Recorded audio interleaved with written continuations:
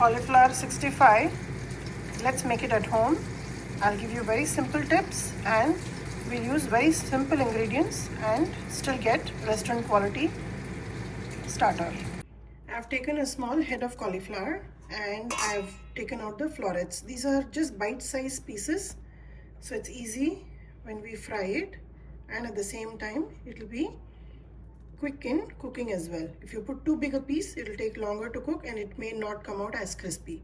To this, I'm adding about 2 tablespoonfuls of lemon juice. Now cauliflower it has a funky taste to it, which is why I'm adding some lemon juice, and along with lemon juice I will add some salt. The salt is to your taste. Just add a little bit so that the vegetable catches seasoning at the first get-go.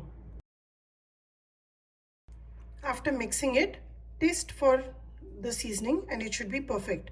Now this is very important step to do in this preparation, so that the cauliflower loses that aftertaste which it normally all coniferous vegetables does have. After this, add about 1.5 teaspoons of chili powder, a tablespoonful of chicken masala. Any brand is fine. I'm using Ammasamel Meenakshi's chicken masala. It's really good. Along with that, add a full tablespoon of ginger garlic paste. Now mix all this. I have marinated this cauliflower. Now allow this to soak for about 15 to 20 minutes. In the meanwhile, I'll go ahead and prep the oil and other few ingredients that goes into it before we start frying. The cauliflower was marinating for about 15 minutes now.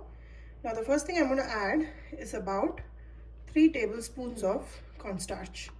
Now this will help to hold all the masala with the cauliflower and make sure it doesn't separate in the oil. We'll first mix this.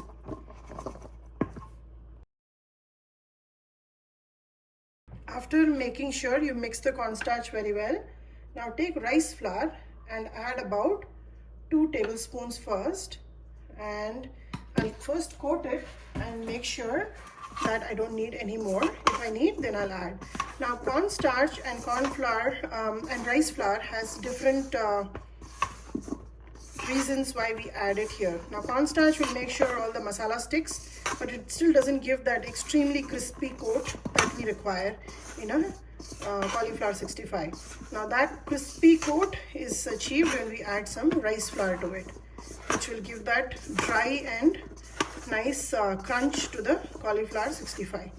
Now mix it well and you can see how nicely it is. There is a powder coating on top of it, which is what we get when we put the rice flour.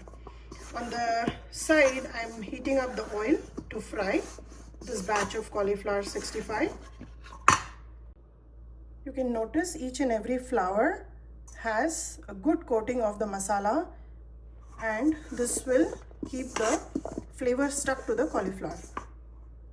The oil is nice and hot. Make sure you maintain the heat at medium, and let's start frying.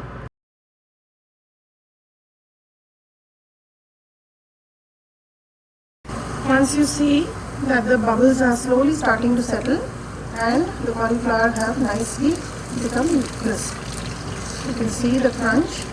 I'm sure you can hear it. It's time to take it out and put the next batch.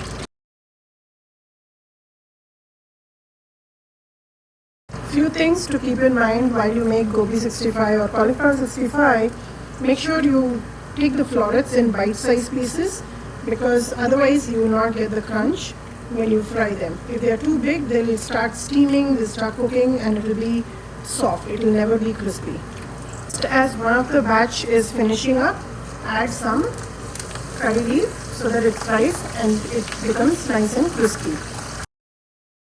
I want you to take a look here as to how crunchy these are. You can hear them. These are restaurant quality gobi 65 or cauliflower 65. I've not added any color to this, but if you want them to look red like a restaurant, you can add some food color. I'm not for it, but this has come out really tasty. It is very flavorful. It doesn't have that aftertaste of a cauliflower, and it's very well flavored. So give this recipe a try, like and subscribe my channel, and let me know how this turned out for you.